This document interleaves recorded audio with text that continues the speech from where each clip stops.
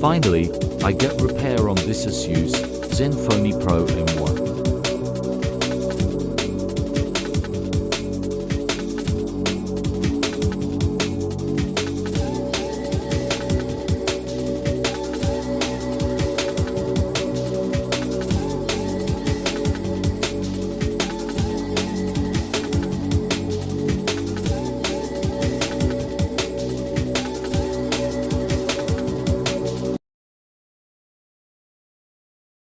Unfortunately, the battery needs to be changed. I already ordered the Asus battery.